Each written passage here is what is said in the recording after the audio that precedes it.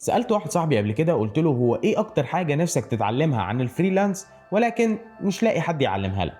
رد عليا وقال لي ازاي اكتب بروبوزل.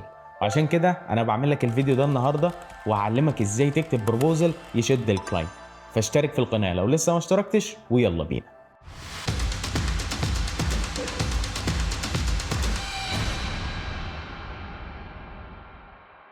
عشان تكتب بروبوزل قوي لازم تبقى ماشي على فورمولا معينه، واللي بيها تكون فاهم هو الكلاينت بيفكر ازاي اصلا.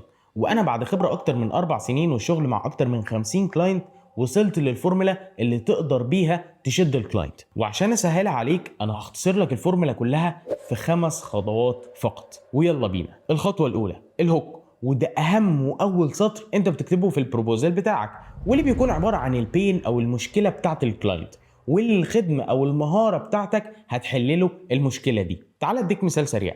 لو انت بروجرامر وبتصمم مواقع وفي كلاينت بيبيع منتج معين، ودخلت وقلت له انك اجمد بروجرامر في الدنيا، هتعمل له ويب سايت البرفورمانس بتاعه يستحمل لحد 1000 كاستمر في المره الواحده.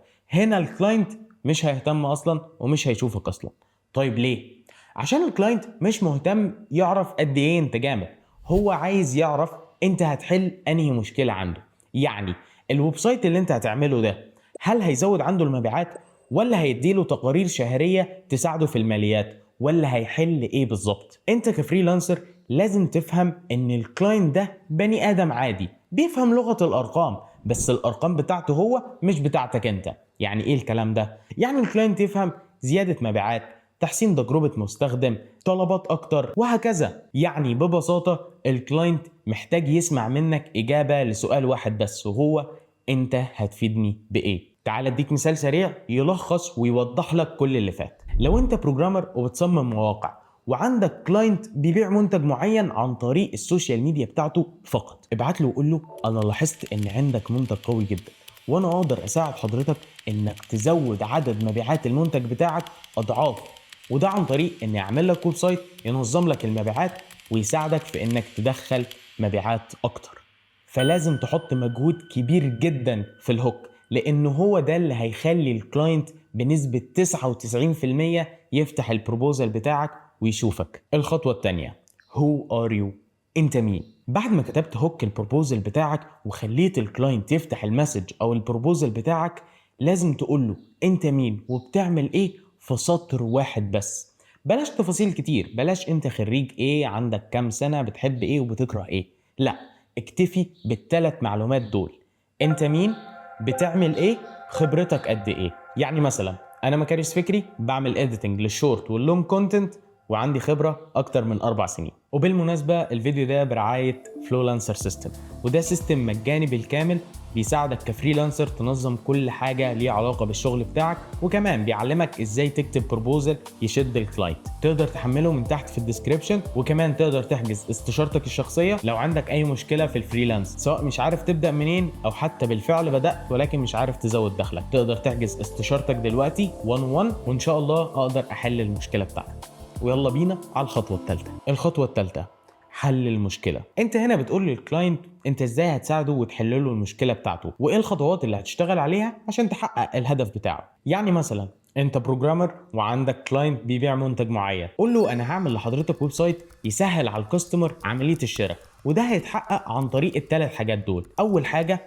السهوله، ان الويب سايت هيكون بسيط ومنظم ومش مشتت ابدا للكاستمر. تاني حاجه طرق الدفع المضمونه، الويب سايت هيوفر كل طرق الدفع البسيطه والسهله واللي هتكون بدون تدخل بشري، يعني نسبه النصب صفر. تالت حاجه تقارير شهريه، الويب سايت هيوفر لحضرتك تقارير شهريه مفصله عن المنتجات بتاعتك، واللي من خلاله تقدر تحدد ايه هو الوينر برودكت عندك، بالاضافه للتقارير الماليه المفصله، وهكذا من حل مشاكل للكلاينت بتاعك. لو لاحظت هنا ان كل النقاط اللي احنا ذكرناها في المثال اللي فات هي مشاكل حقيقية بتواجه اي عميل عنده منتج بيبيعه على الانترنت. الخطوة الرابعة ابروفل او التوثيق، وفي الجزء ده من البروبوزل انت بتبعت للكلاينت البورتفوليو او نتائج حققتها قبل كده، علشان الكلاينت ده يثق فيك وما يحسش انك داخل تجرب فيه. لا بالعكس، انت راجل بروفيشنال وعندك كلاينت وكمان بتحقق معاهم نتائج كبيرة. ولو مش عارف ازاي تجيب كلاينتس، انزل في الديسكريبشن هتلاقي كورس كامل مجاني بيعلمك كل حاجه ليها علاقه بالفريلانس. ويلا بينا على اخر خطوه في البروبوزل، الخطوه الخامسه والاخيره، السي تي اي، كول تو اكشن. ودي اهم خطوه واللي 99% من الفريلانسرز بينسوا يعملوها. هنا بقى انت لازم تقول للعميل هو يعمل ايه. هل يبعت لك رقمه عشان تتواصل معاه على الواتساب، ولا يملى الفورم دي، ولا تحددوا مع بعض ميعاد ميتنج؟ لازم تقول له يعمل ايه. طيب ليه الخطوه دي مهمه؟ عشان تعرف اهميتها. تخيل معايا الموقف ده، انك قاعد مع كلاينت وخلاص اقنعته وهو فعلا اشترى الخدمه بتاعتك، ولكن انت نسيت تقول له هو يعمل ايه بالظبط. كانك بالظبط اخدت العميل وحطيته في نص الصحراء وسبته وقلت له اعمل الصح. اعمل ايه؟ اعمل الصح. فعشان تتجنب الموقف ده لازم تبعت للكلاينت وتقول له هو يعمل ايه بالظبط. وبكده تكون عرفت ازاي تكتب بروبوزل في 5 خطوات. نراجعهم مع بعض سريعا. اول حاجه الهوك، تاني حاجه انت مين وبتعمل ايه في سطر واحد بس، تالت حاجه انت هتشتغل على ايه عشان تحل المشكله اللي عند الكلاينت، رابع حاجه ليه اشتغل معاك او الابروفل، خامس واخر حاجه الكول تو اكشن. ووصلنا لاخر الفيديو، وده اهم جزء في الفيديو واللي لازم تركز فيه كويس، وهو ملاحظات لازم تاخد بالك منها وانت بتكتب البروبوزل بتاعك. اول حاجه حط مشكله العميل قدام عينك دايما. وانت بتكتب البروبوزل لازم دايما تخلي قدام عينيك المشكله بتاعته مش مهاراتك. انا اسف بس مهاراتك ملهاش اي لازمه لو مش عارف تتكلم عنها بالشكل المظبوط وتحل بيها مشكله. فخلي هدفك الاساسي دايما ازاي احل مشكله الكلاينت. تاني حاجه بلاش تشتت العميل. اغلب الناس فاكره لما تبعت للكلاينت وتقول له انا بعرف اصور واعمل مونتاج واعمل طبخ واعمل نظام غذائي و هينبهر ويقول الولد ده خارق. بالعكس، الكلاينت كده هيتشتت ومش هيعرف انت بتعرف تعمل ايه. هل انت مصور ولا مونتير ولا بتعرف تعمل اكل ولا كوتش في جيم ولا ايه بالظبط؟ خليك دايما واضح ومحدد مع الكلاينت بتاعك. معرفش المثال ده ليه علاقه ولا لا، بس احنا بنستخدم انستا باي عشان هو بيعمل حاجه واحده بس، على عكس ابلكيشن البنك. ابلكيشن البنك بيعمل نفس الحاجه، بتقدر تحول من خلاله فلوس، ولكن انت لما بتفتح ابلكيشن البنك بيقول لك تعمل ودايع، بتتابع الكريدت كارد بتاعتك، تحويل العمله و لكن انستا باي واضح، انا بعمل حاجه واحده بس، بدفع فلوس. معرفش هو ليه علاقه ولا لا، بس حاول تفهمها يعني. المهم ندخل على رقم 3. تالت حاجة قبل ما تكتب أي حاجة في البروبوزل افهم الكلاينت. لازم تفهم هو الكلاينت بتاعك ده عايز إيه بالظبط، لأن مش كل الكلاينتس هدفهم واحد. الكلاينت اللي عايز يزود مبيعات يختلف تماما عن الكلاينت اللي عايز تقارير مالية كل شهر. فشرط أساسي قبل ما تكتب البروبوزل تفهم هو الكلاينت ده محتاج إيه. رابع حاجة شات جي بي تي متاح للجميع. بلاش تدخل على شات جي بي تي وتقول له أنا عايزك تكتب لي بروبوزل يشد الكلاينت وتاخده كوبي بيست تبعته للكلاينت.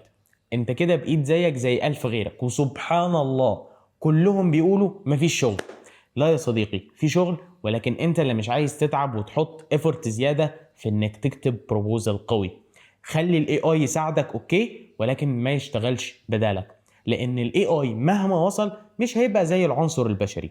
والدليل على ده اتحداك انت كل مرة بتكلم فيها شات جي بي تي لازم تقول له انت غبي وما بتفهمش. واخيرا لو عندك اي سؤال في الفريلانس سيبه تحت في الكومنتس وانا هرد عليك بنفسي. ولو عندك اي مشكلة بتواجهك تقدر تحجز الكونسلتيشن بتاعتك او الاستشارة بتاعتك، هسيب لك اللينك في الديسكريبشن تقدر تستفسر من خلالها وتعرف كل التفاصيل. واشوفك الجمعة الجاية.